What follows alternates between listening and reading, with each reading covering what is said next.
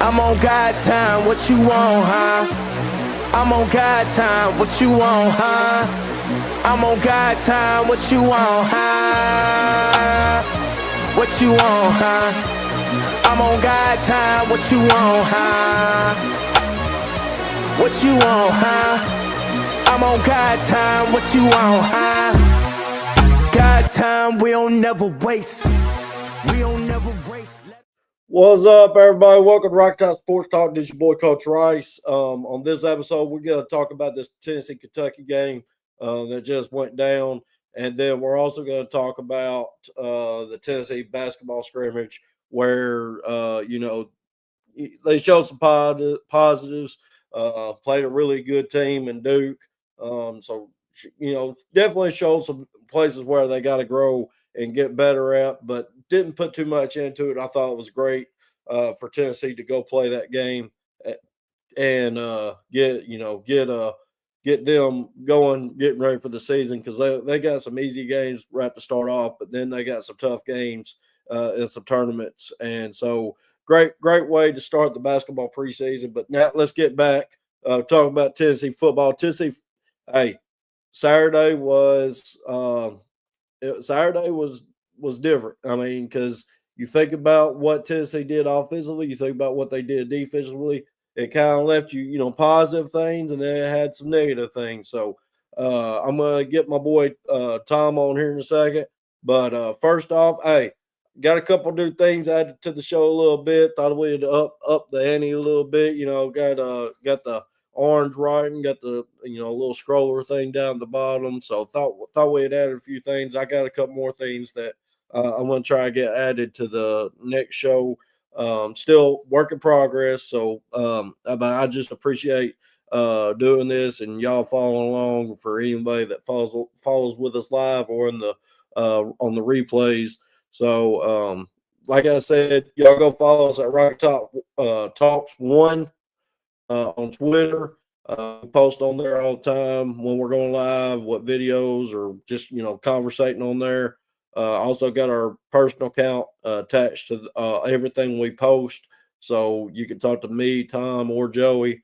And then also go follow us on Facebook at Rocky Top Talks, Rocky Top Sports Talk, where we also post everything we talk about, all the videos and all that. So with that being said, let's get my boy Tom on here, and let's get this show going. Hey, it was a great game as far as positive things go, but there's also some things that we have to talk about that was negative. But to start the show, let's start off on the positive note. What were your thoughts on Saturday? We won. We won. Yeah. I'll tell you, we did some things very, very well on Saturday. Yeah. We threw the ball very, very well. Receivers caught it very well. That was very good to see. And we had 3 guys go over the century mark. I think we were talking about it in the live stream last time, and that's not a bad day. You said it. Or it was either you or Joey in the chat or somebody. Yeah, that was when you got 3 guys go over a buck. That's not impressive. A bad day. Yeah. Now we didn't run the ball, but for 100. And it's ridiculous that I'm going to nitpick about this, but you got to run the ball better. You got to run the ball more. Got a video loaded up of how we did run the ball in one instance, but that'll be if we get around to it, But you know what? You go into Kentucky and you own them. That was what I wanted to see. We could have done better defensively. We could have done a lot better defensively, but to own Kentucky on their own field again, like we should have the last 2-3 years, it feels good. Yeah. I mean, anytime you walk out handily, yes, you gave up more points than what you want, but you walked out of there, with a 20-plus point win. The game was, Tennessee was always going to win that game. I felt like that, there was a little chance there right before the second half, but then Tennessee put the touchdown, put the ball in the end zone there right before the half. And after that, I was like, this game's over. I ain't got to even worry about it anymore because Kentucky's not about to bounce back from that. So lots of positives, lots of young guys out there playing. I love that. Got to see Ethan Davis get back rolling. Love to see that. Joey Aguilar, dude, just go out and have the best game of your career. Slinging it. Slinging that rock. And, you didn't think you would ever say he had a better game than Hendon Hooker, but he just outdid Hendon Hooker on all of his 2022 stats. So, and he's that crazy thing is he's putting up better numbers, not interception wise, but everything else and running wise, but everything else wise, passing wise, and deep shots and all that. He's actually statistically putting up better numbers than Hendon Hooker. And then you got the balance, like you said, at wide receiver, where three guys over 100.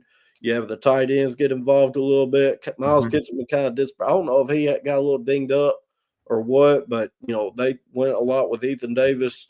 There are certain parts of the game which I love. I want Ethan Davis's athleticism on the field. When he's healthy, find a way to get that dude the ball because he's a matchup problem.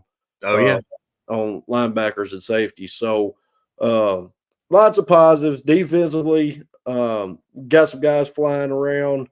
I know they're young. They're gonna make mistakes. That fourth quarter, man, we at one time on the field, in the rewatch, we had Marcus Gorey, Sidney Walton, Jaden Perlotti, Harmon, and Ethan Utley all on the field at the same time. That's a lot of freshmen and redshirt freshmen. And that's good. And Farouk. Farouk. So lots of freshmen and redshirt freshmen. And Ty Redmond. I mean, I could just keep going. All of them were on the field at the same time because this was after Colton Hood got hurt, which we'll talk about. But, all these young guys getting playing time, doing positive things. Obviously, we, gave up more yards, more points than what we should have versus Kentucky. But, I mean, they were making plays. I'll give it to them. They made some plays. I mean, we kind of were in some bad spots a couple times, but a couple times they just made plays like that one touchdown where Miller kind of, right at the corner of the end zone. He just made a great play. I mean, I thought Farouk was in good position. It was just, just a hair over his fingers. And so, like, you got to tip the cap sometimes but that don't excuse for several of the other plays where they were, lack of effort or lack of execution. So, talk about the offense real quick. I know you said you want to get them to run the ball more and more efficiently. To me, I mean, you go out because they could have easily put up 63, 70 points in this game.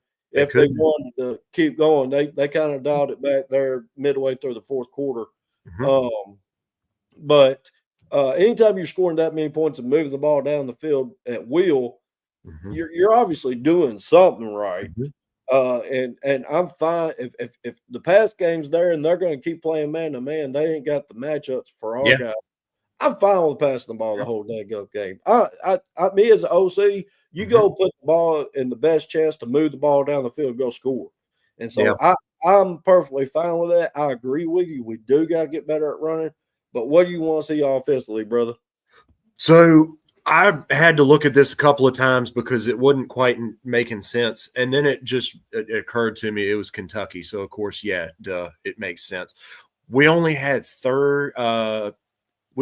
8 third downs. So we only had 9 third downs against Arkansas. They were bad defensively. Kentucky's bad defensively. So when I'm looking at the stats, and then, of course, we got that 1 4th down conversion. That was great. Joey only threw the ball like 30 times total, I think. It was like 29 or 30 throws. Yeah. So when you're playing a team that's that bad defensively and you have not – this is just me. This is just my thought.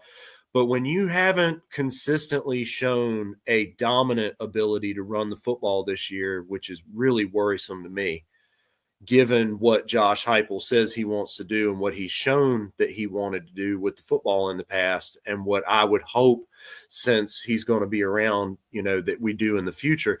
You got to use a game like this where you get up 21-8 or 21-7, and then we were up, what was it, 28-7 at one point? 28-7. Dude, you got to throw the ball into the gut of your running backs and just go from there, man. Be like, hey, we're going to kill this game. We're going to kill it. This isn't going to be one of those. Look, I'm really glad that all three of our receivers had 100-plus yards. Brazel, completely dominant. He only had like 5 catches, but he was completely dominant, man. I mean, he's like 100 and some yards receiving on only 5 catches. It's wild. But that's against a team like Kentucky, you've got to reestablish who you are as a team, and we're supposed to be a running the football team. Now, I get it. This is the season that we do have all these playmakers at receiver, and I totally agree with you. However you're going to get the ball down the field, keep doing it. But at a certain point, when you're up 3 touchdowns on the road, establish the run game. Yeah, man, you got to establish the run game. And so what if you go 3-0 or 3 and out on the first series that you're trying to reestablish the run? Keep trying to run the football. And you know what? After another series, if they stop you and you might get a first down, but then they shut you down on your own side of the field, okay. Yeah. At least you tried to reestablish yourself, and then you throw the run in there periodically off the pass. You throw the ball to run it, Yeah. And you know what? That's what we could be doing. That's a whole nother context that, at least when I'm watching, it doesn't seem like we're throwing to open up the run game as much as we're throwing to open up other routes on the tree to other guys, which, hey, that's cool. If you're going to play, we got, Vanderbilt isn't tremendous on defense, but they're not bad either. They're better defensively than we are, it seems. They played a hell of a lot better against Alabama than we did defensively, and Alabama got really lucky on a couple of third down conversions. I mean, really lucky. But I want to see us run the ball more effectively. Like you said a few minutes ago, I think you hit it right on the nose. It's effectively running the football and choosing your strategy more wisely there's got to be a conversation that's had about, hey, look, we're on the road in Kentucky. We have a fast-paced offense. We want to run 500 plays a minute. That's great. Use it to your advantage. You have to strategize before the game going in. Well, what do we do if we get up 28-7? We start running the damn football, like that's it. We start running the football, and we start getting these backs and this offensive line more geared towards, hey, guess what, fellas? We're going to use this as a practice right now. We're going to run the football, and we're going to establish ourselves. Now, I was also really happy that we didn't have many penalties. I think we only had like 6. That was we actually got least penalty. We were at least for the first time all year outside of the couple of cupcake games. That was excellent. Yeah, and it was for the first time against an actual opponent. I mean, I know it's Kentucky, and Kentucky would probably lose to Syracuse if they played them. But, well, when they had their quarterback, they probably would have lost to him. What's his face? He was great. Angeli. Yeah, Steve Angeli. They would lose to Syracuse if they had their starting quarterback. They really would, because they'd be doing the same thing that we did to them 2 nights ago. They'd be running it right over their heads, dumping it over them. But, and, one of the other things that we did really well, I had a note pulled up here. So we didn't turn the ball over at all. That's a big positive. That was huge on the road, not turning the ball over. And the second part of that note was we did not let the opportunities that we had offensively on their turnovers get away from us. Of course, we scored one of them on the pick 6. On it, That's one thing I got to give our defense. They capitalize when they get those turnovers. Austin Price has said it tons of times. it's like when they look great, Mm-hmm. they do these crazy, amazing things. But when when they look bad, they look really bad. And there was a few times, especially in that first half Saturday night, where Boo Carter gets gassed. Idris Farouk and Jalen McMurray take bad routes on the screenplay to Kendrick Law, where they take the little bubble screen, take it up the field for 75 yards. I mean that's what me and you, I'm sure we'll get to, that we have to clean up. But yeah. Defensively, I know it's few and far between. Yeah. But tell me what you liked defensively. I know it's not much. There's not much, but there is some things that you can follow and say we were successful at. Yeah. So I do. I'm gonna speak out of both sides of my face here.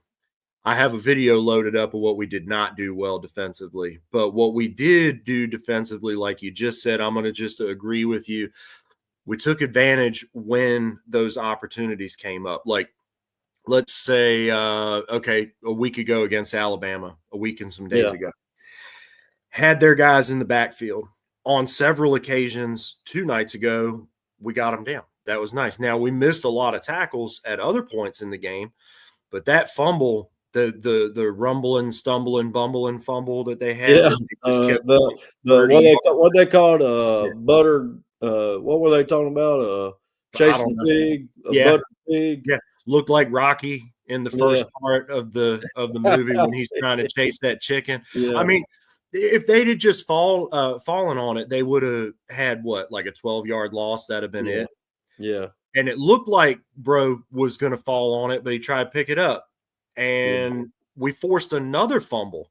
So we forced 2 turnovers. Well, technically, if you think about it, just 2 fumbles in one play. That's great to force 2 fumbles. Now it's willy-nilly. So, it's everybody's jacked up and crazy crap happens, whatever. But there were some moments where we just let it slip away again with, we got to go for the throat, man. We got to do it.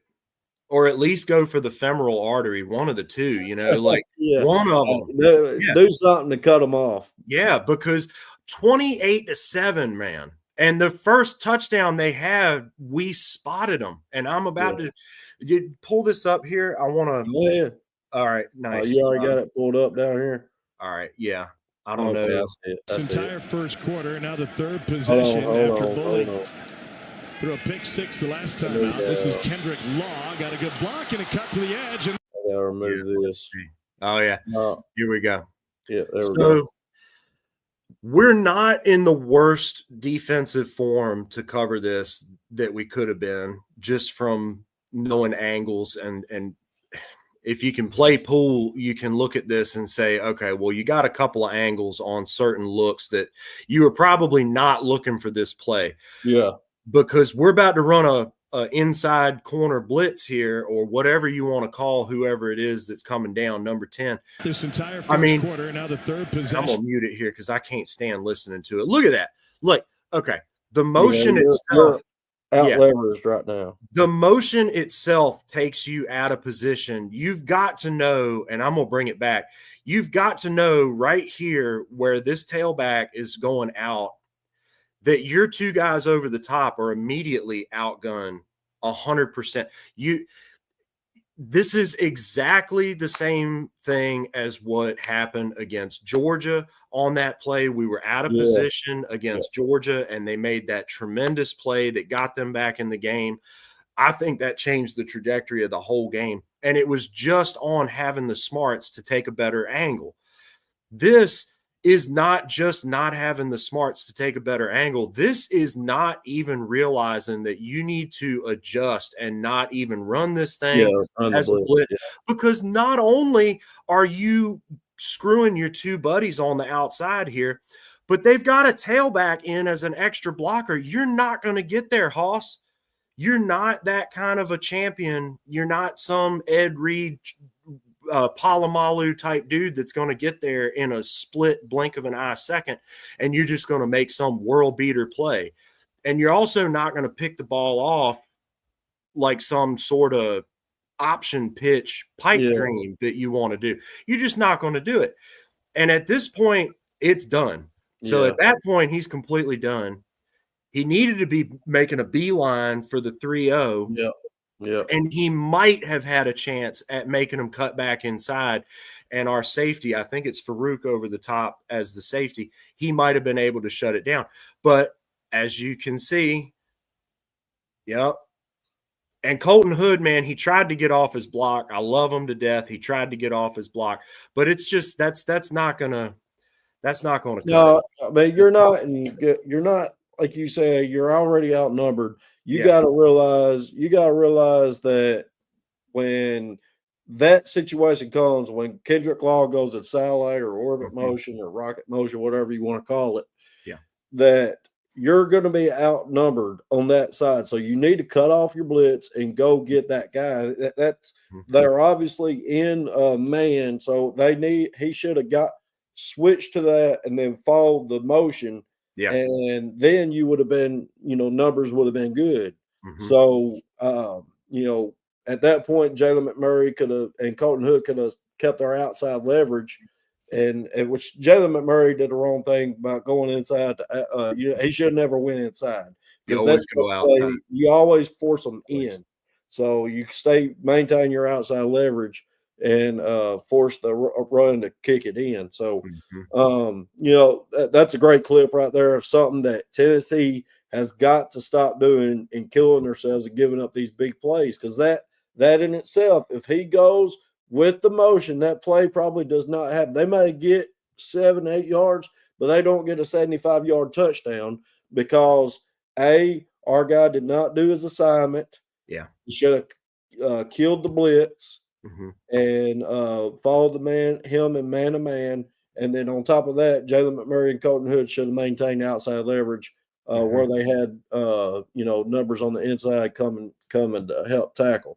Yeah. So that's a great play for something something we need to talk about, why this defense is struggling so much. Yeah, it's bad angles, bad execution in tackling. Tennessee's dead last in the nation in tackling percentage right now. Dead last. They're 136 out of 136 teams. Terrible.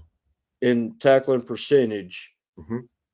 And they're great in tackles before contact.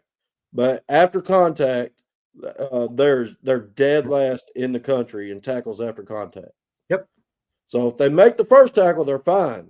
But if they miss that first tackle, it's over. They're dead last. And so that's just something that shows physicality, execution, what they're coached in practice. They're forcing a lot of fumbles. I will say that. Turnovers are great. Yeah. Turnovers are great. Interceptions great.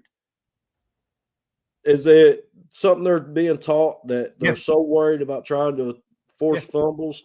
They're not properly tackling.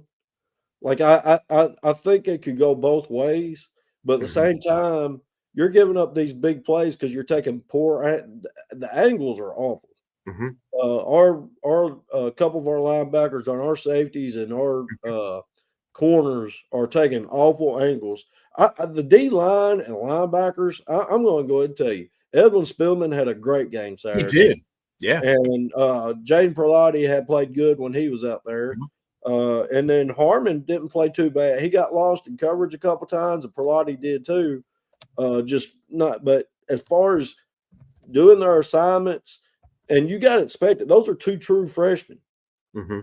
So they're you got to expect it out of them. These other guys, these safeties, Andre Turrentine, who's a fifth-year senior, that's Farouk, who's a second-year guy. Now get it, he's a redshirt freshman or a sophomore.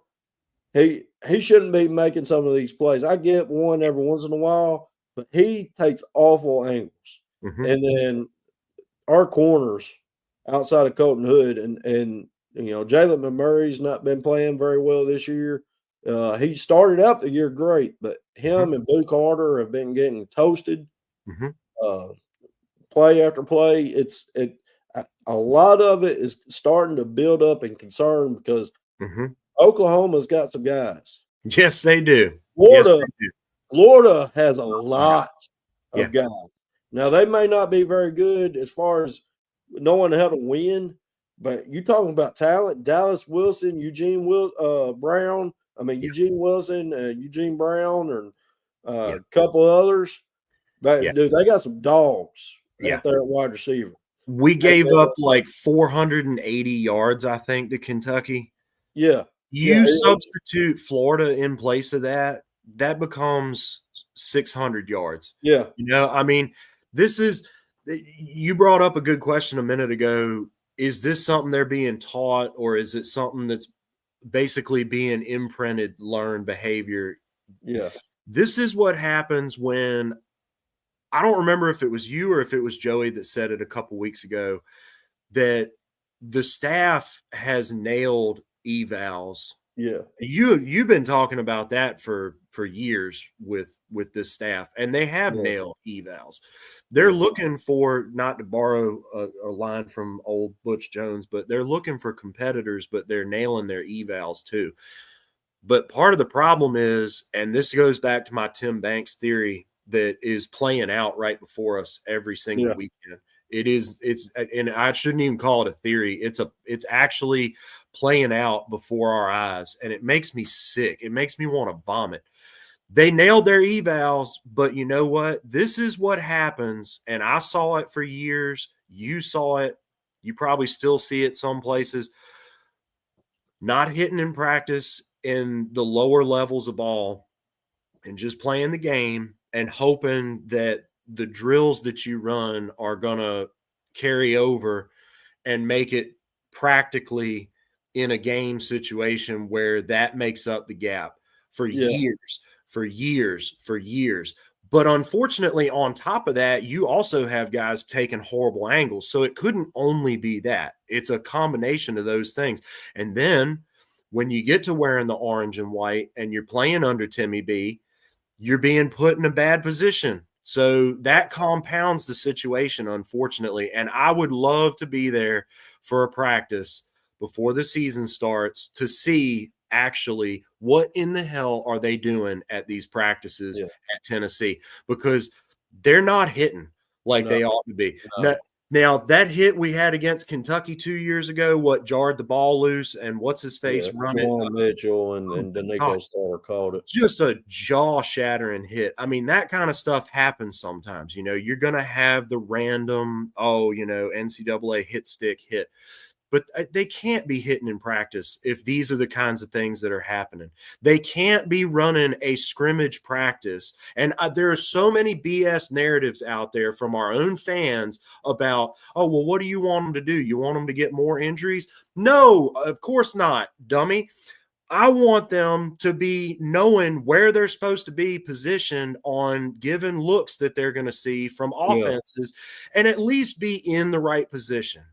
Yeah. And then further than that, okay, maybe you take the next step afterwards. You take that next step and you're going to say, okay, well, now I know how to be in position.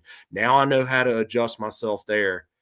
Now you need to be able to tackle because you took the right angle. You were in the right position. You need to be able to tackle. And it's just that's these stupid tackling donuts.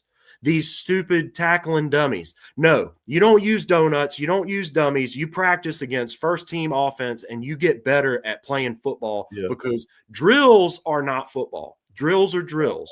Yeah. Football is football. And these coaches now that they look for kids that fit the bill of what they want to do defensively, they're looking for themselves in the kids. It's an impossible thing to overcome as a coach. You just do. You see yourself or you see what you want in a kid and you want to try to bring it out. That's great. But if you're putting them in a bad position because you're not running first team O and first team D against each other in practice, at least practically enough to a level or a degree that's going to bring it out in you in game day, you're setting yourself up for failure. Yeah. And that's what we're seeing play out. And they are really young. And that's one thing that I kind of give them a little slack at. Yeah, that they are really young. Like I said, at that time, at one point in the fit game, you had 7 freshmen on the field or redshirt freshmen. yeah, And and no matter how bad we think Kentucky is, that's tough for a redshirt freshman or freshman to go into a road SEC environment and go out and compete at the highest level. Now they're going to go compete, but go actually execute. yeah. Sometimes you got to kind of take it for granted that they are still 18, 19, a couple of them still 17 probably years old. So like you got to understand that maybe these guys are just getting better week by week, and I'm hoping that's the case. Like I want to see a lot more Jaden Perlotti. I want to see a lot more Harmon. I want to see a lot more of it's Andre Turntine's not doing it. I want to see a lot more of Sidney Walton. Farouk, you got to get better, man. I like what you do sometimes, but then sometimes you're awful at angles, and so y'all got to get better. Defense front 7, I'm not worried about it. I think they're going to be fine. It's obviously the health of our cornerbacks is very terrifying to me right now. Yeah. I'm hoping Colton Hood's not out for the season. I've heard some rumors he's out for the season. I've heard some rumors that he may be back this week. I don't know what's true and what's not. So, Ty Redmond, dude, it's been a full season, man. I mean, you start out great with some confidence, and you've let these SEC guys bully you, and now you're playing with no confidence, and you're just not playing the same fire you were at the beginning of the season. And so I want these young guys to go out there and play with their head on fire. And don't worry about some of them mistakes. Go play free. And that's what I wish Tim Banks would do. Yeah. I mean, I get trying to protect them and everything else, but protect them to where they could go play free and not be thinking too much.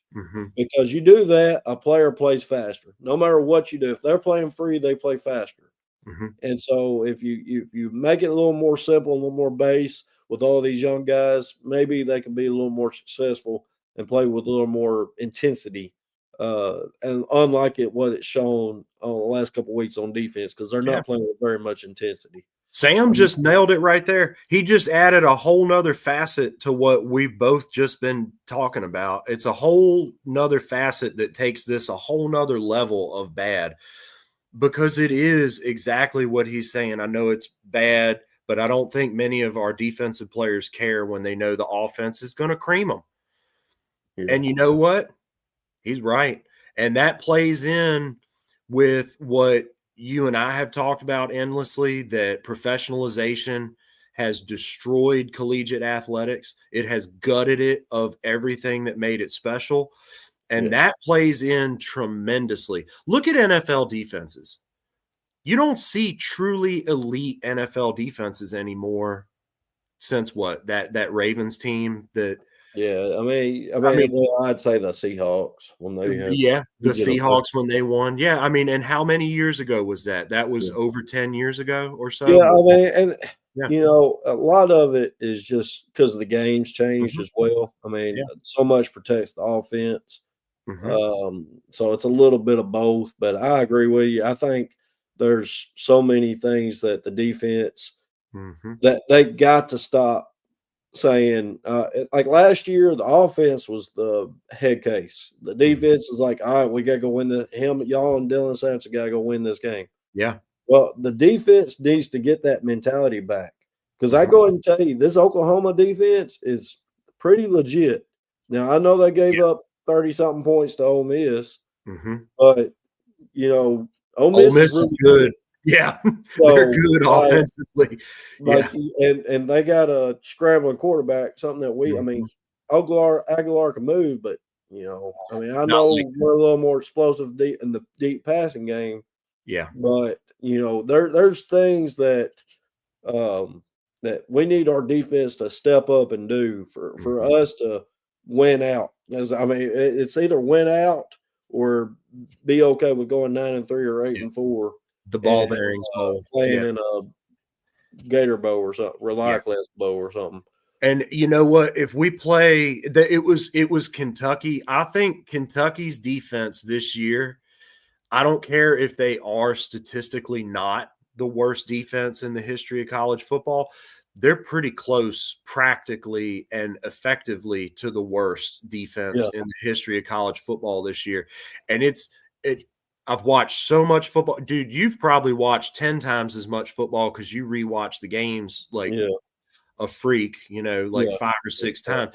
So you've watched more football than I have easily. But between the two of us, it would not be a stretch to say that defensively, like I said, effectively, practically, that Kentucky is the worst defense that any of these players have ever or will ever see in their life this year. That's a fact. If you take that and you make it the Oklahoma game this weekend, or you make it at Florida or hosting Vanderbilt, that 28-7 game in the first quarter, or right after the second quarter started, that's not like, you can wipe that from your mind. So it's a whole different ball game. And when the other team hopefully makes the same mistakes, you hopefully capitalize on them like we did or did not do in some cases last year, and to throw another dart at the board. But you insert Joey this year the way he's playing on that team last year, with the run game what it was, with the receivers being open that they were. Yeah, I know they had a lot of drops last year, and that was a big theme. Yeah, but Dante Thornton with Joey, that would have been nasty. Bro, that would have been sick. It would have been filthy disgusting. And with that, I said all that to say this: it is possible to have world eaters on defense who really want to kill, because we had them last year. Now, contextually, defensively, we weren't probably top 5 like the stats showed, but that whole thing changes. Of course, you get a better offense that puts the defense in better positions a lot of the time, instead of having 3 and outs when they did. You never know what happens. The whole ripple effect changes. But it is possible, because we saw it last year, even with a run game and a defense. Like, we had a defense that had a Dylan Sampson. That's what we had for a team last year. That was great. But can you imagine if we had an offense that had a defense as well, and you change the entire dynamic of that, and you switch it around and you put one before the other, like we talked about many, many times last year, Yeah. And that changes everything. And especially for this team this year with so many injuries, if you can be a great offense in all the games, and not even a great offense, you can be an efficient offense, because there's been times that cost us dearly because we weren't even efficient, let alone elite. You don't even have to get to elite every game offensively.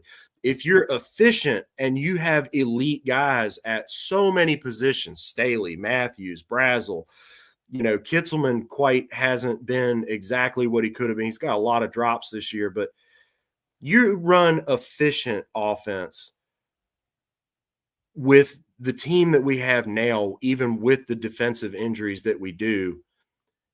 You put your defense in better position, just like we were just talking about, if last year's team, it's a whole different thing. Like, people like to get down or they like to get up, but they don't want to be hyper realistic about what's going on.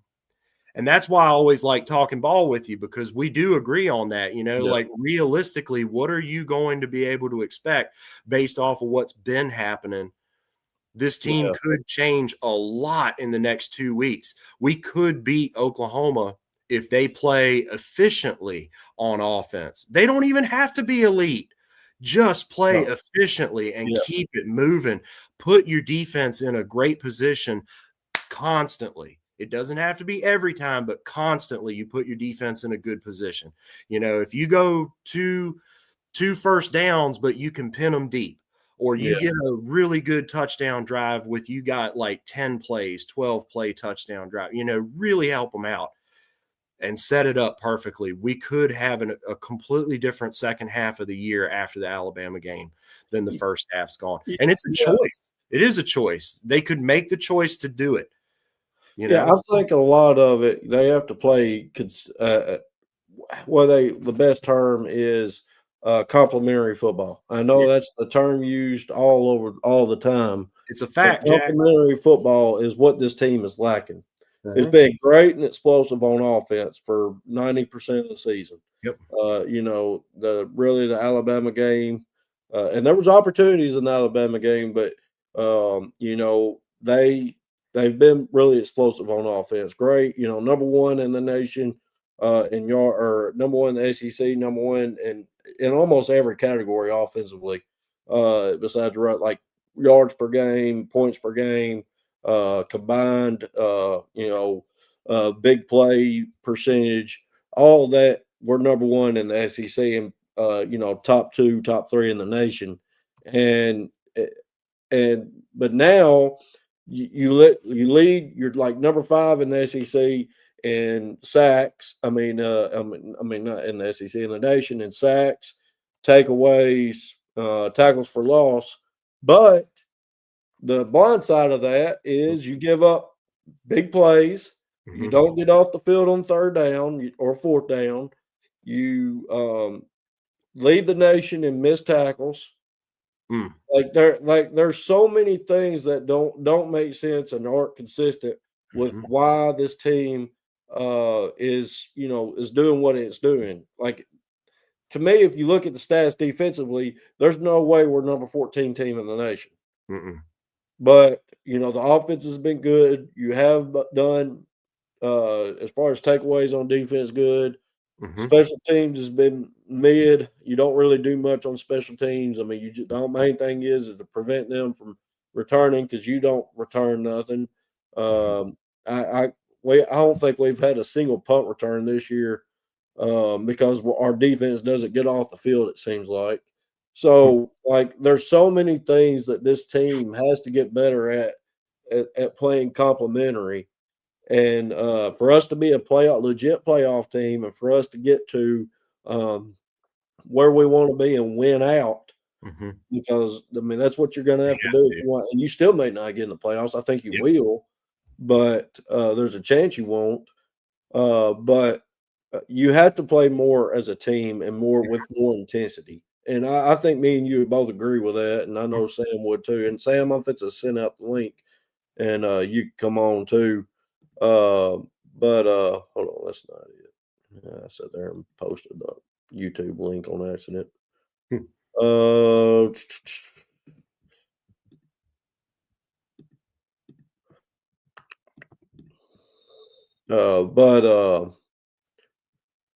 we go.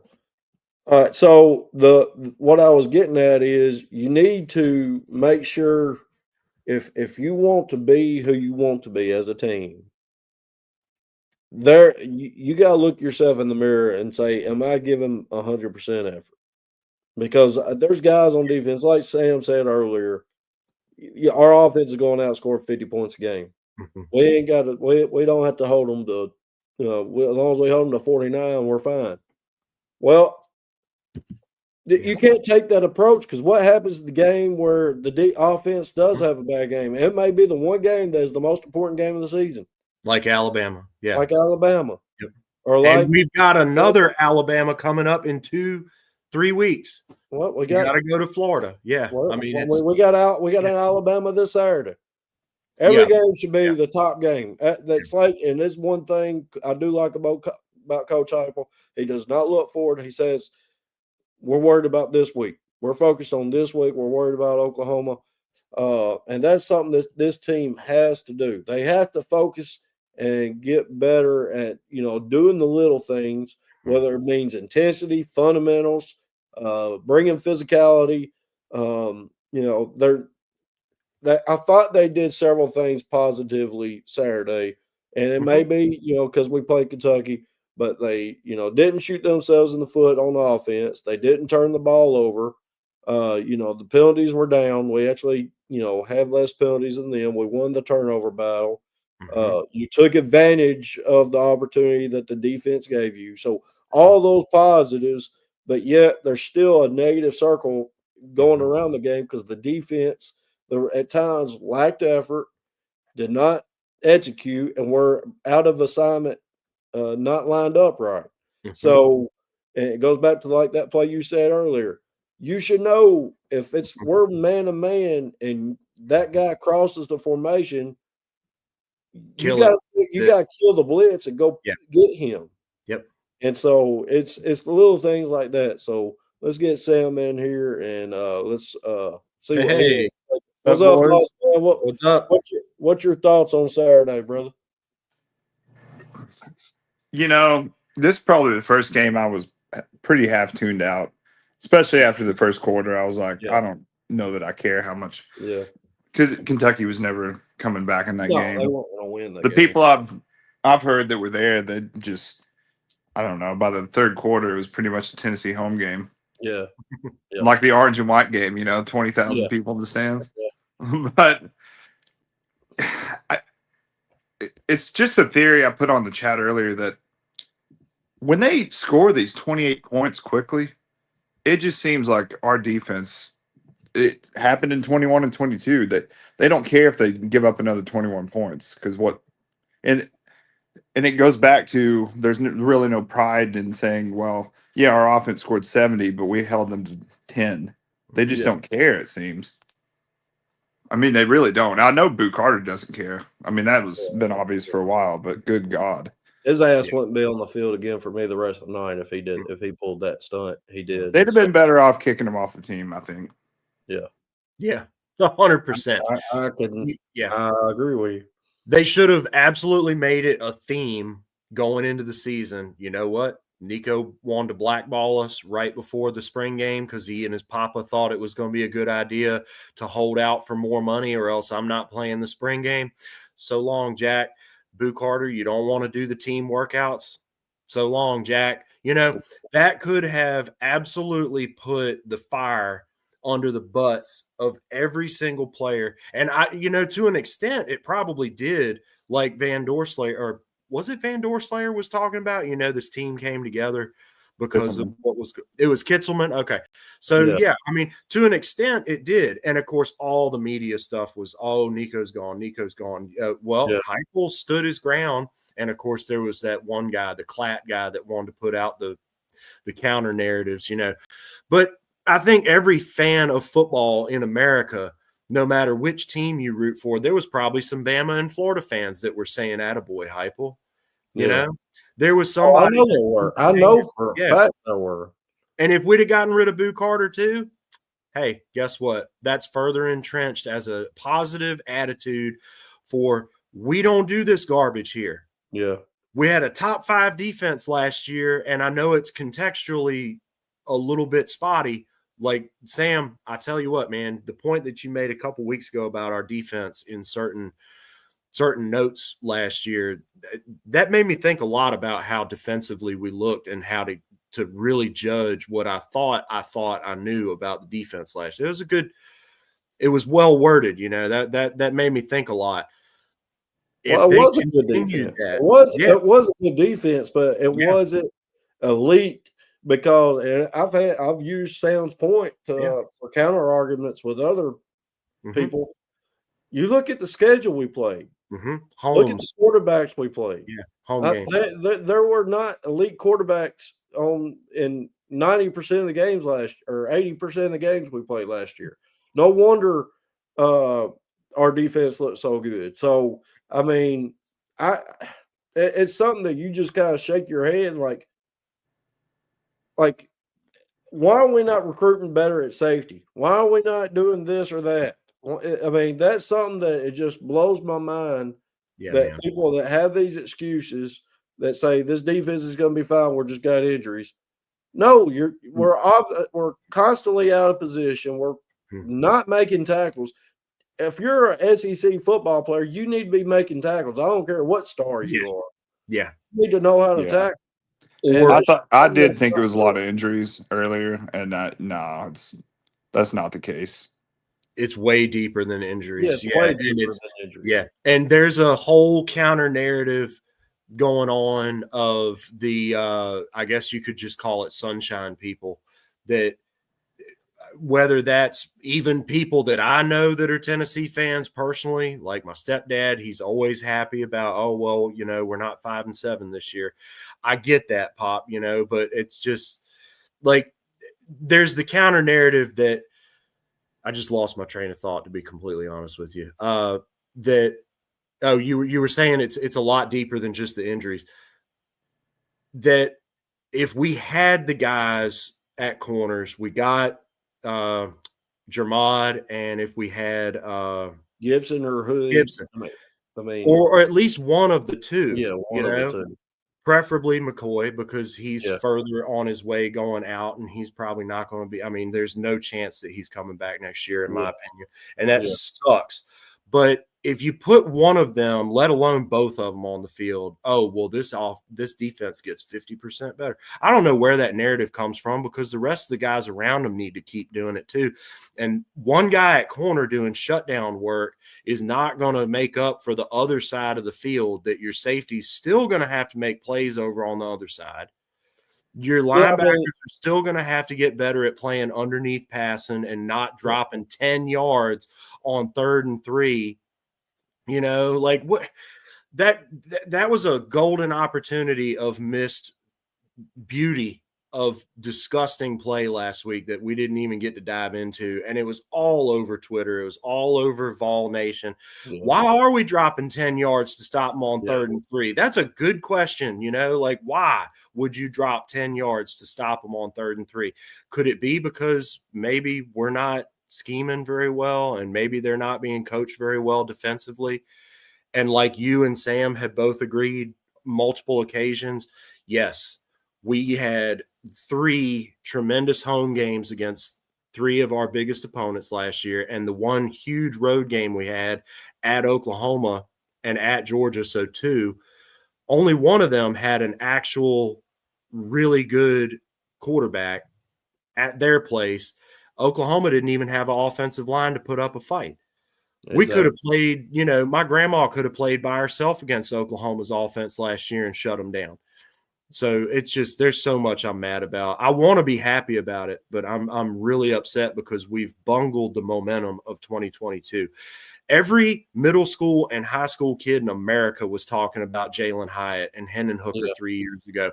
And then every defensive player in America last year was probably talking about McCoy almost pick six and, Milroe in the Alabama game. And then, of course, we did get the pick with Brooks to end the game. Like that kind of defense, real shutdown stuff when it really counts in some certain spots. We've bungled it. We've absolutely bungled it. And you're right. Why aren't we getting guys at safety? It's not like safety doesn't matter. Hell, safety matters probably more than anything after the defensive line on defense, in my opinion. And of course, not buying, Florida buying that Hayward kid last year, that really hurt. That hurt in the bottom of my gut, man. I'm still. Yeah, but my thing is going back to that. I mean, if you don't want to be here, I don't want you here. But the thing, with the safeties, I don't know if it's because Tim Bates is the recruiter. He's the it's their position. Mm-hmm. So what are we looking at? Mm-hmm. Why are we not recruiting good at safety? Is that the mentality that, hey, if they're not going to start at corner, they're going to bump them over the safety? Because they've done that a couple times. They did it with looks like dang it, what's his name? Turntime. They did it with Turntime. He came in as a corner. Mm-hmm. And as soon as they said you're not good enough to play corner here, they bumped him over to safety. And they've done it a couple other guys. And so I don't know the aspect of why we're not recruiting high-ranked safeties. It's getting really frustrating because we haven't really recruited a high-ranked safety this year either. Mm-mm. And it's starting to get really frustrating. But it goes back to want to on defense. Sam hit it on the spot earlier. Whether it be because of our offense scoring high points, mm-hmm. or just going out and executing. You're an SEC defensive player playing in big games. Mm-hmm. Why do you not care if you're like you're trying to get to the NFL, right? If some of these guys, and then some of these guys, you want to win national championships, right? Go out and play at 100%. Don't give half effort like Boot Carter getting gas and then stop running halfway down the field. Like I'm sick of the narrative of our defense saying it's just because of our injuries. Injuries don't change effort. Yeah, and discipline because it's week after week the defensive backs are out of position, pass interference. They get beat off the line.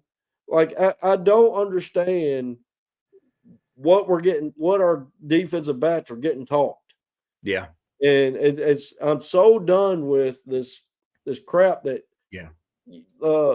but injury, I get it. Jermon McCoy and Ricky Gibson would make a massive difference. Put Colton Hood in the slot, interchange Jalen McMurray, move Boo back to safety.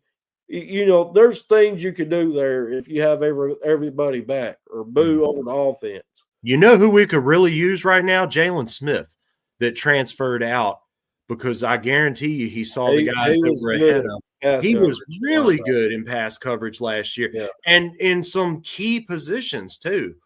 Yeah. And he could play outside linebacker. He could play slot corner or whatever you want to call. I mean, I guess it's a slot corner. He moved around. He's a Swiss Army knife. Yeah, he really was. And he was athletic as all hell. And losing him because he thought Jamad and Ricky and Ty, I guess he must have thought Ty Redmond was going to take his job even as a freshman. I don't know what in the world, but also with the money, he got paid. And if I was him, I don't know, it'd be a difficult thing for me to turn down making money. When you don't have money and you get offered money, it's probably the toughest thing in the world to turn down.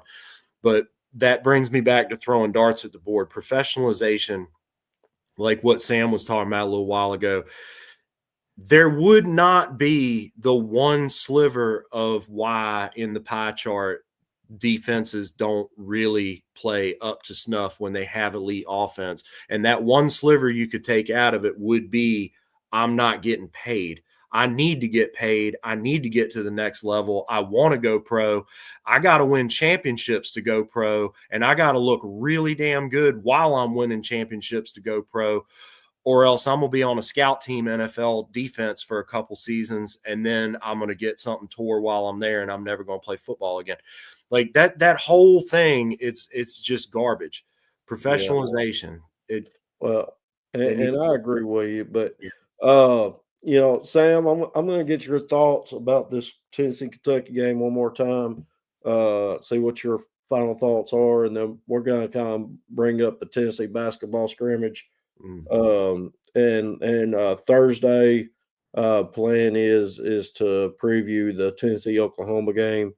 So what overall basis, what's your thoughts on this Tennessee-Kentucky game? And then we're going to spend about 10 minutes on this Tennessee-Duke game. And then call it a night. Yeah, I mean, like I said, I was completely checked out after the first half, really. But it's just if the offensive line plays well and they don't have stupid procedural penalties or the stupid penalties, OPI, whatever it is, they're not going to be stopped. Yeah. Just do the simple stuff well, and they will put up points.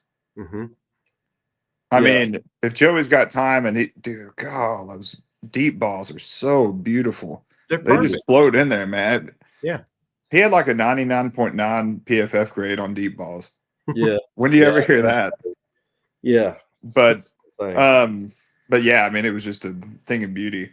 And that's really all I can take from it. I just don't think they coach this defense to try to stop people. I think they try to coach them to eat up clock.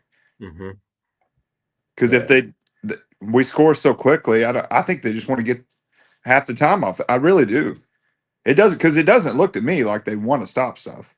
When they get 10 yards off the ball on 3rd and 5, it's just make them eat the clock up, don't get beat over the top. But if you let that Kendrick Law do what he did, then I guess it doesn't matter.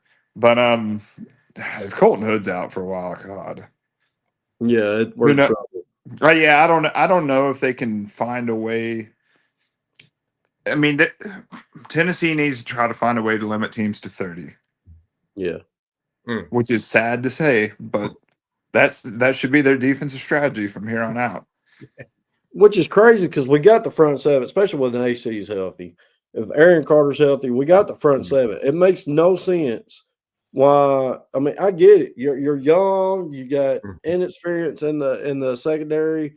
You got slow safety, or Farouk's not slow. He just takes bad angles. Yeah, and guys that just aren't ready for the moment, I guess, because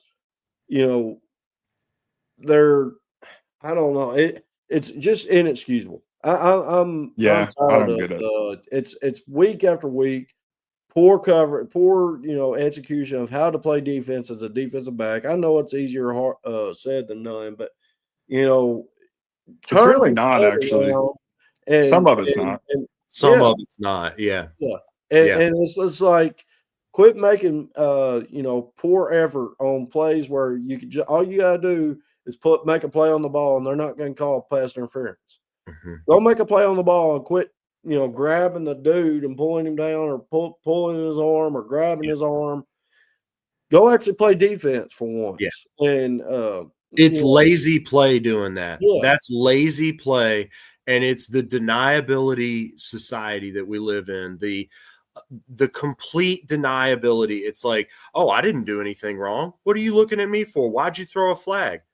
And then the Videotron's got a picture of you holding the guy looking like your brothers in a picture together, like haven't seen you in 20 years, brother. How you doing? How's the family? Just literally holding them. And you're sitting there arguing or in that, there's a whole nother level past arguing with or giving the look like, what are you doing?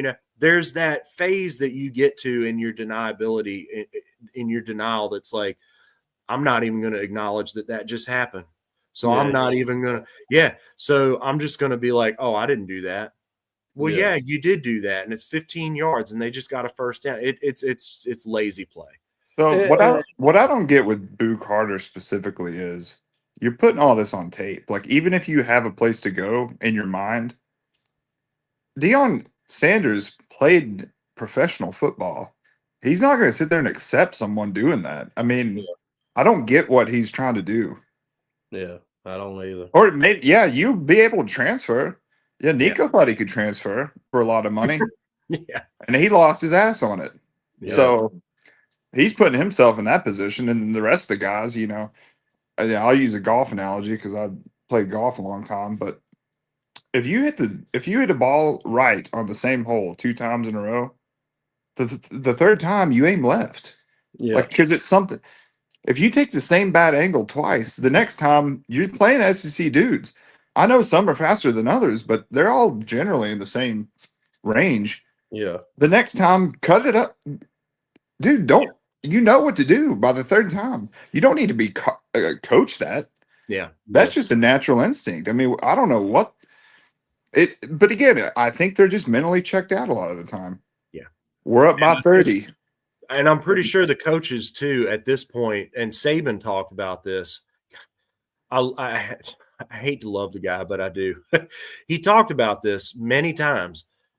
The coaches now, there's one of 2 types of coaches that are going to respond to the new world of professionalization. They're either going to keep driving, and they're going to have some bumps, but they're going to keep driving, and they're going to be hard. And they are going to be hard, which there's few of them. Might be like North Dakota State, somebody like that, somebody. Yeah. And then the other ones are going to be, I mean, I hate to say it, but we all know it, going to be like Heupel and company. They're going to be just like Josh Heupel, and it's going to be, well, you know what, we're going to make a big show of a big moment with a big name player trying to hold us up. But with all the other ones, with the things that really matter, the 1,000 cuts, Okay, well, you put on some armor for the cannonball shot, but what happens with the 1,000 cuts, coach? You know, what's going on with the guys that are skipping practice, or they're skipping the workouts, or they're literally checked out? Okay, well, we played 30 guys on defense the other night. That's great for the snaps, for the snap count. But what do you then do when you've got a situation that's like, well, a guy that should not get beat, who has the experience and the athleticism not to get beat, he's got the know-how not to get beat, but he's still getting beat, but you're already playing 30 guys on defense. So you got nobody else new to plug in that's got a shot at being at that position without getting completely decimated. How do you, as a coach, then actually practically, efficiently enforce any kind of discipline on a team? Well, okay, you got to go to practice. You got to say, hey, dude, you got absolutely destroyed. And then on top of that, you didn't show the effort on the next play and you got destroyed again. Or it's a situation where you got destroyed and you gave up. That's even worse. Get destroyed a couple of times, but don't give up. Yeah. So guess what you're doing today in practice? You're doing up downs, or you're running stadium steps till you vomit. You know, like, oh, well, guess what? Then that guy leaves because they don't want to be coached. You know, they don't want to be disciplined. That's fine. It's, you know what? Boom, go, bye. You know, and then you got a team that comes in the next year and you're like, hey, don't screw with coach. Yeah. Because he'll run you out of here. And you might do well, you might not do well, but don't screw with coach because he's going to run you out of here. That's the kind of thing that you need, especially in the world of professionalization with, hey, I'm leaving. Oh, well, so long to you, you know, like, great. But if you're going to be here, you're going to work like a mule and you're going to get worked, but it's going to be so worth it when you get, you know, all the accolades and you go to the league and all that kind of stuff. Yeah. But we're gonna see how this football program responds after this year, regardless of how the season ends, because there's enough evidence of the deficiencies on the defensive side. And also, there are a lot of teams with a ton of talent getting new coaches. And if we don't have teams already scouting players that we need, then it's a complete lack of – I mean, they should already be hitting up Haslam and whoever else to say we need about $15 million for defensive players this offseason. And we're going after everyone. And we're bidding high. Yep. We're starting high. That's the thing is that's not been Josh Heupel's MO. And if he don't realize what he's got to do this offseason, I mean, I get it. I'll give him a high five on what he did defensively, because he did evolve and do some things offensively that's made this team better and more efficient and more explosive on offense, in which what we were all begging for. And he's done it, like changing the blocking scheme and, condensing the split some and, putting some pistol in there and doing some different things. I love that. But now you got to go have a hard talk with Tim Banks, whether his ass be fired or you better make some adjustments. And on top of that, we got to go spend some money on some defense, because this ain't cutting it. I get it. And I'm pissed off because Jamal McCoy's getting paid bank and he ain't doing nothing right now, and which I know part of it's out of his control. And then Ricky Gibson's getting paid bank and he ain't doing nothing, which I get it's out of his control. But there's two safeties back there. We had one safety that's playing out of his mind down at Miami right now that left, and just because we didn't want to pay the dude. And there's just certain and he loved Tennessee. That's the crazy thing. He wanted to bleed orange for the rest of his life. But we wouldn't pay the dude, so he went into Miami. And so, like, I'm getting sick of this. Oh, we don't need high-end safeties. Yes, you do. It's the protector of the defense. Yeah. And so we could ramble all night on this. Yeah, we can ramble all night. To hell with professionalization is the bottom line. They need to utterly crush professionalization and return it to amateurism 100%. And they need to get rid of the free agency.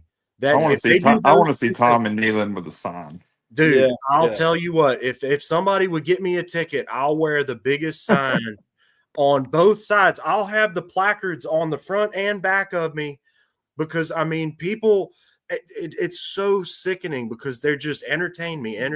I want to be entertained. Well, you know what? What happens when your entertainment ain't entertainment anymore because it's just garbage? Yeah.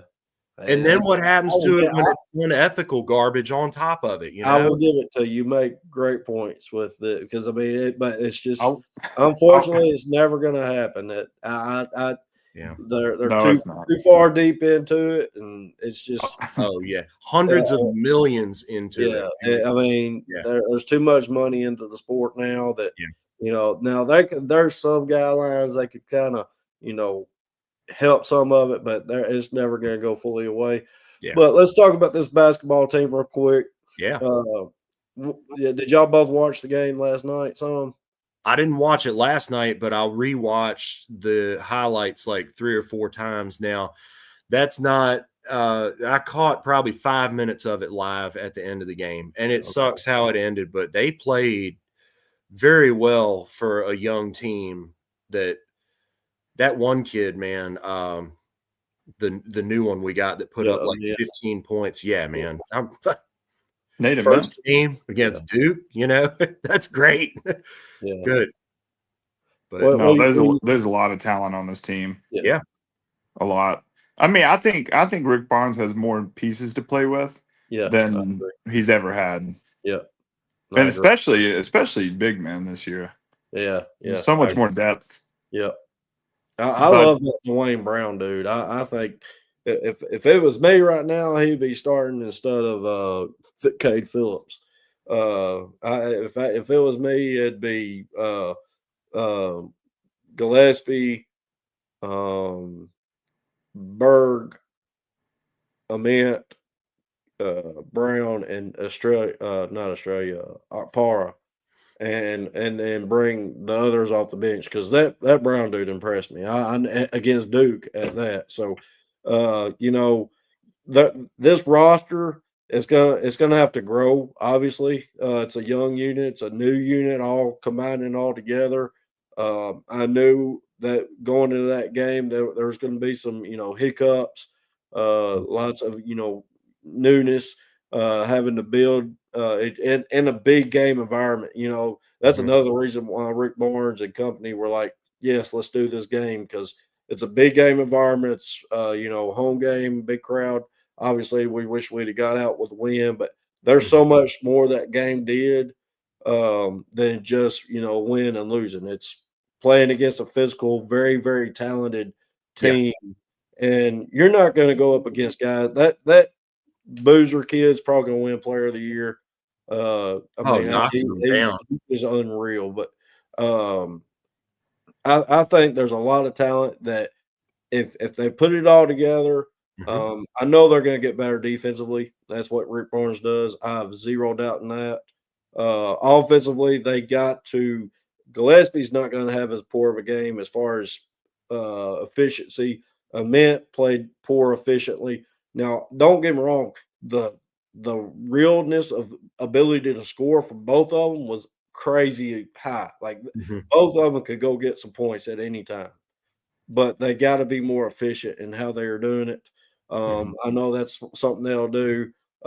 Just getting the rotations down, knowing what lineups work best together, all that. This scrimmage, and then these few easy games before we get into a couple of these tournaments where we play some tough teams. It's just where you have to keep improving as a basketball team. So obviously Jacoby Gillespie, Nate and Min are going to be our top 2 players, but guys like Australia, I thought Para played great last night for what they were giving him the ability to do. You got to get more from the 2 guard. I think Berg's your best option there. Boswell, he's a defensive guy. He ain't going to provide much offensively unless he was just nervous first game. And then Abram, I mean, he hit that 3 in the first half, but then I really never saw him even get a shot up again. So, what y'all's thoughts? I know you didn't get to watch much else. Any other final thoughts on the Tennessee basketball scrimmage? I mean, Rick Barnes is a tinker at this time of year. Duke was trying to win the game. Barnes was trying to figure stuff out. Yeah. So I don't take anything don't into either. I was listening to a couple talk shows, people calling it, "Oh, Nate meant nothing," and then, dude, it was first game of the year with a completely dude, come back to me in 2 months. Yeah. Exactly. They got a lot. They'll have some lineups with like 4 dudes 6'10" or above on the floor. Well, that's good rare for us. They need to get some rebounds. It looked like if not for maybe like 3 minutes to start the second half, it just seemed like from the highlights that we weren't doing very much offensively because they're, like you said, they're trying to figure it out. They got a new kid in the rotation, supposed to be. Well, there's a lot of new kids, a lot of new people. And as far as being able, we were talking about the ripple effect earlier with having an offense that's got a great defense, what you could do with that if you're disciplined. Well, if he does figure out, like you said, Rick Barnes, I've been critical of Rick Barnes because in some of the games that I've listened to on the you want to really, this is a strange thing to try and understand, to think about. You really want to see a basketball game. You want to see how it develops. Listen to it on the radio. That is something, man. When you listen to it on the radio and you listen to it unfold, if it's a good announcer who's worth some salt, they can really paint a good picture for you of what's going on. And they're really only talking about maybe 2 or 3 guys the whole, for each movement. It's great. But if Rick Barnes has we all know he's got the talent and the inner coach in him to figure stuff out. But he's got a real young team. So if he's really that great and he's truly what people always that really love Rick Barnes talk about him being, he might actually do something with a team like that. I mean, it was only a 6 point, 7 point, what was it, 8 point? I mean, it's relatively young. Yeah. But Gillespie's an old dude. Akpar is old now. Australia's been around. I thought Akpar is only like a second-year player. Is he older than that? No, he transferred from Ohio State. He transferred from Ohio State. Okay. Eitan Berg is the Israeli dude's like 23 or 24. Well, he's been playing pro ball for 6 years. They're young together. They're young as togetherness. Now, they're not really young age-wise, but as far as playing as a unit, cohesive unit, they're very young in that. Yeah. So I think there's a lot that Rick Barnes, he knows he's got a good squad. You could see on his face he wasn't worried about that game last night at all in his post-game interview. Obviously, there's some stuff he knows they got to clean up, but that's why you play scrimmage games like that against high-caliber teams, to know what you got to be able to clean up, because you're not going to learn it against a school of the blind, and actually know who you are. And know what you got to get better at. So, having a scrimmage game like that and being able to going into the season say, hey, this is what we need you to do to get better at. So, but hey, great show. I know we kind of was, all over the place at times, but Tennessee Oklahoma game, we're going to have that preview show Thursday. Woo! I'm ready for that. That's going to be a great show. Me and Tom's Joey's really busy right now. His schedule's really packed. So, but when he can come on, he's going to come on. But right now, me and Tom are going to look at doing a film breakdown, and then Thursday, obviously, we're going to have the Tennessee Oklahoma preview show. So looking forward to that. Michael, I see you in the chat. Appreciate you for coming in. You can go back and watch it on the replay. But just talked a lot about the consistency of this team, what it needs to do better at, and what it needs to keep doing as far as getting to where we all want, and that's a playoff team. Sam came on. We just kind of kept the ball going, and then talked about professionalization, like Tom likes to talk about, and then we talked a little bit about this Tennessee basketball team here at the end. So with that being said, y'all go give us a follow. I got it scrolling across the bottom the whole time, but go give us a follow at Rocky Top Talks 1 on Twitter, on Facebook, Rocky Top Sports Talk. Y'all give us a thumbs up and subscribe on here if you like the content. I appreciate Sam for coming on. Tom, I always appreciate you coming on with us, with me, and talking Tennessee Vol sports. Guys, by Thursday, the three of us, by Thursday, when we go live, get 2 people that weren't here tonight to tune in on Thursday. That's literally just one assignment that the 3 of us on here. There you go. I like it. That's it. Just get 2 people to come in and say, hey, sit around in the chat, talk a little bit, see how you like it, see how everything develops.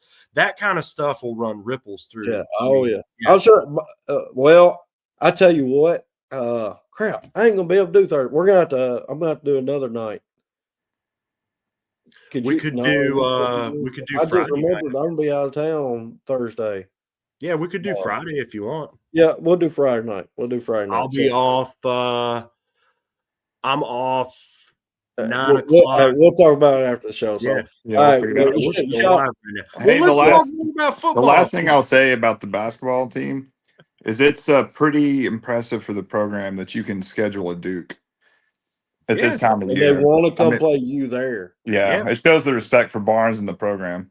Yeah, it does, no doubt. And that's nationwide, and you hit it spot on there, Mike, Sam. That's perfect. Michael said he'd come on Friday night too. Yeah, get on.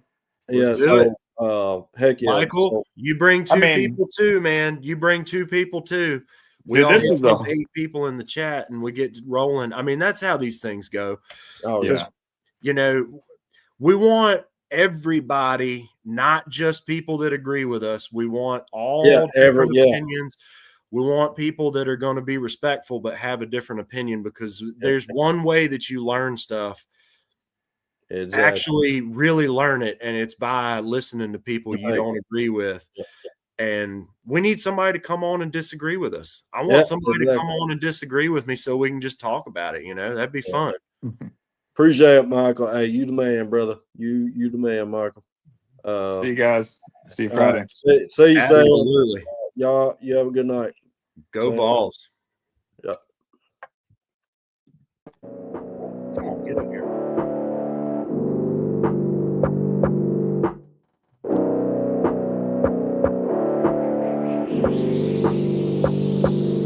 I've been up and I've been down and I done seen it all. Was in the gym working my shot, now they pass me the ball. They never answer when I call, now I'm the one they call. I done been